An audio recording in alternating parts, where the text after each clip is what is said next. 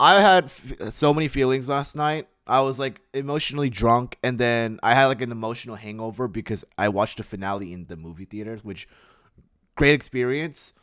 But after doing some reflection and having a good night's sleep, I still probably wouldn't change my rating. But the things that because I actually did make a review video already, but I didn't post it because I thought maybe I'm saying some stupid things, and apparently I did. Apparently I was saying some stupid things. I'm gonna get right into the basic of this video. So warning, spoiler warning, spoiler warning. All right, spoiler warning. Stranger Things season 5 finale does give a mediocre conclusion, but it doesn't deliver it in like a structured package like payoff. Like I feel like I have more stuff to question about than the questions I've already initially started off with. Because if anything, this finale doesn't just close off this season, but it should just close off the whole show as it is a finale. Like I feel like there was a good amount of closure that we were finally able to get, but some we just didn't really have. And some things I was just kind of like curious as to what was the whole point of this. And I'll just give an example right away. The military. Specifically characters like the Lieutenant Colonel Sullivan. We see this guy is being built up for some kind of like secondary antagonist, because that's really what the military is. They're the secondary antagonist, with the primary being Vecna. And as they build this guy up since season 4, this guy at the end of volume 1 just gets reduced to a burn victim. And he gets sidelined by Dr. K and Lieutenant Akers, who I will say was pretty interesting as an antagonist, but he died. And as for Dr. K, I don't know exactly like what happens to her afterwards, because we don't see what happens with the military after they capture the party and then 11 sacrifices herself. And I don't know if it was like kind of like they're just kind of mosquitoes in the way, and now that the whole battle is concluded and 11 killing herself, they're just like, well, we'll pretend none of this ever happened. We'll pretend that Nancy didn't kill any of our soldiers. We'll just let you guys go. It was just kind of confusing as to what happened afterwards. And because there was that time skip, I feel like that was trying to just tell us to assume that everything just went back to normal, which I don't know. I just thought it was kind of a lazy way to write it off that way, considering that this episode is only 2 hours long. I just thought maybe they could have fit in a little bit more. And if they wanted to take more time to make that happen, then I would have been fine with it. I just feel like this episode was just mainly rushed, because it only took them an hour to defeat Vecna, with the next hour of it being post 11 sacrifice, which I will get into in a bit, because I was a little bothered by that, just a little bit. But to go on further, when it comes to stakes and threats, like the consequences, because this is an all-out war that they've been teasing. There are no Demogorgons. It is just a rematch of season 3 ending where they fight the Mind Flayer. But given that the fact that they already knew how to defeat the Mind Flayer, this fight was pretty quick. It was quick. And, I'm not too upset. The Mind Flayer did look pretty cool in his like final form. I just thought because it just felt like a rematch, and knowing that they were going to beat him, because, I didn't know how to feel about it. I thought maybe there would be a new kind of monster, maybe like the Mind Flayer and like I don't know, like the Demogorgons and the Demobats all merge with like Vecna, because this guy kept saying that we are one, but it didn't really feel like it. It just kind of felt like you were being controlled, and then you accept into it, and then you and the Mind Flayer are different entities, because after the Mind Flayer dies, you don't.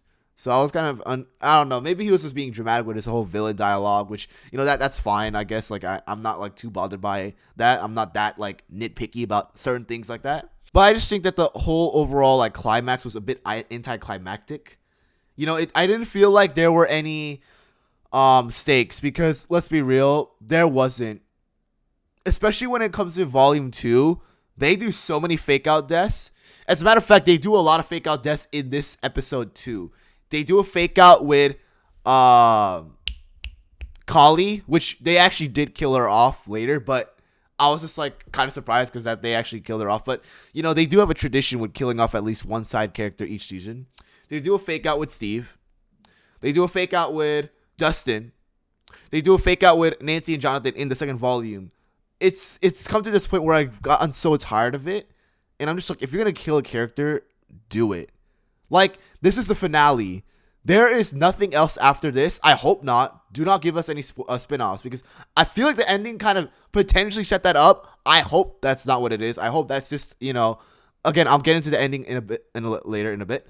But I didn't like how they did so many fake out deaths because they were kind of scared to kill off the characters. And I'm not saying like this episode had to be so depressing, no. But given that nobody dies, it just feels a bit unrealistic.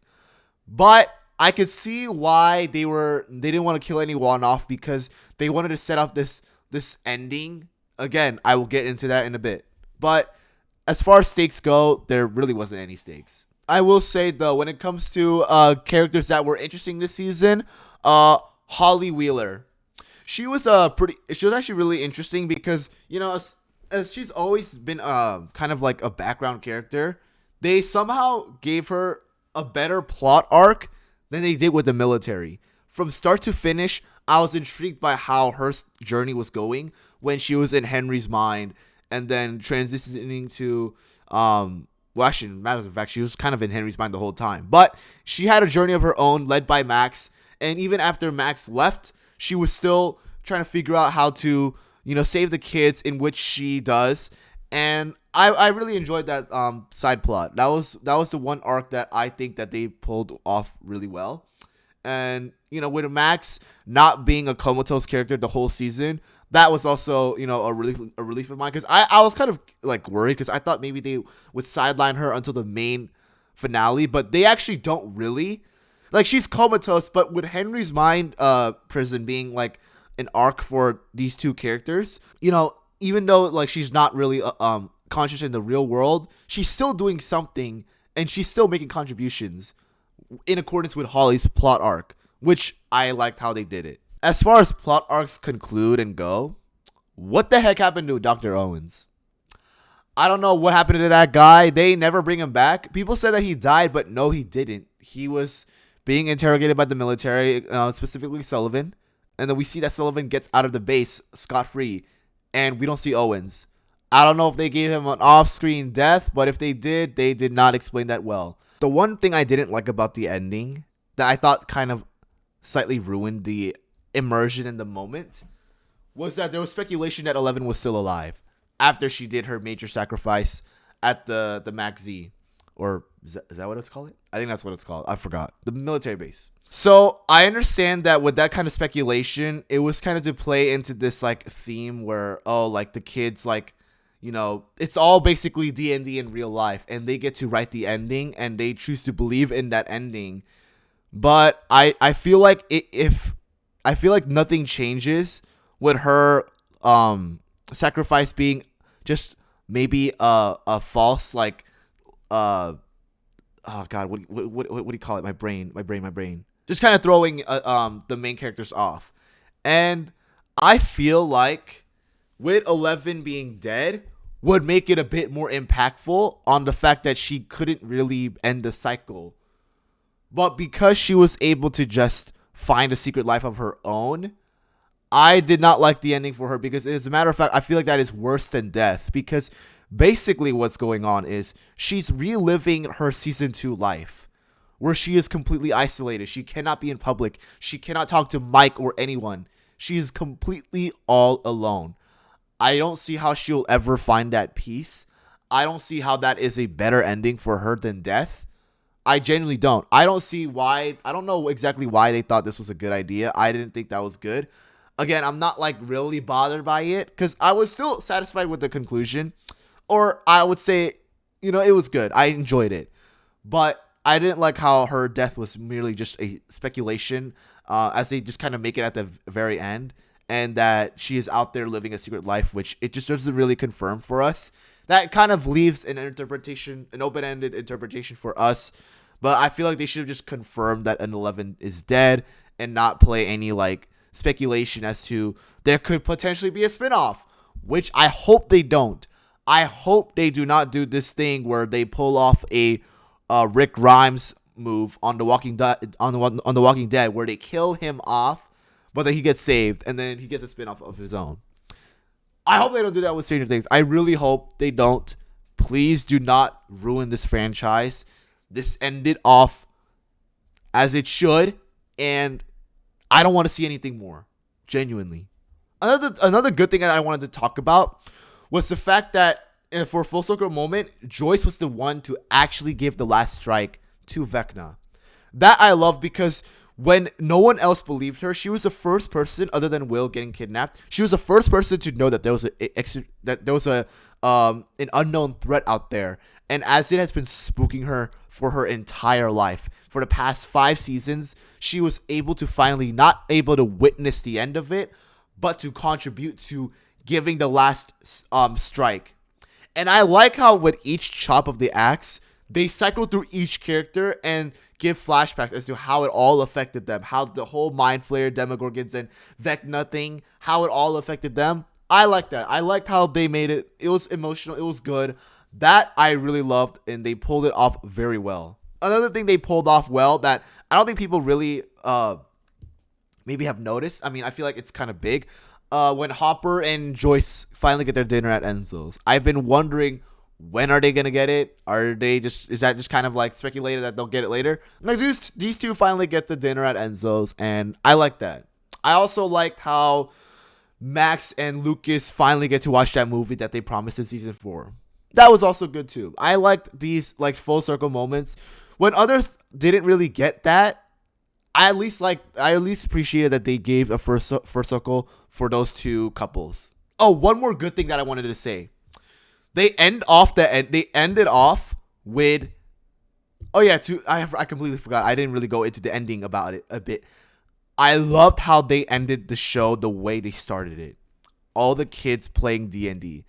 That was so emotional when they started crying, and then Mike giving off like that story ending for the rest of the party, and then they all start crying. That I really loved. I really loved how they kind of explored what they were doing after Eleven's like death, and shows that they've all moved on and going their different ways. And as they hang up the books, their campaign books on the shelves, and they're just like crying, there's that emotional rendition of Kids by Kyle Dixon playing. It is, if everyone probably knows that score. That's the most like popular score, I believe, in Stranger Things. They play an emotional rendition of that, and with Mike going up the stairs and Holly and the other kids going downstairs to play D&D, having this new gen, and Mike looking back at them and just being like, man, like, enjoy it while you can, because that adventure, it ends. It has an ending. And I really loved it. I really loved how they pulled that off. That, I will say, really made the most of the ending, and it was really good. I really liked it. But as far as like questions go, I feel like I've already addressed all of them. There was a lot of good things that I've addressed, and with that, I give this finale a 7 out of 10. It wasn't bad, but it wasn't like amazing. It was just kind of mediocre at best, and I think after 10 years, this was a good conclusion. This was a conclusion that I could just be like, you know what? It's over. Wow, that's it. So at least it didn't, it's maybe because I watched Squid Game, so I'm not like disappointed with this ending considering that I've had worse. But this show ended off, well at best, and I will say, yeah, that's just kind of it. That's all I gotta say about this. It was good. So, yeah. Make sure to like and subscribe, and I'll see you in the next one. Peace.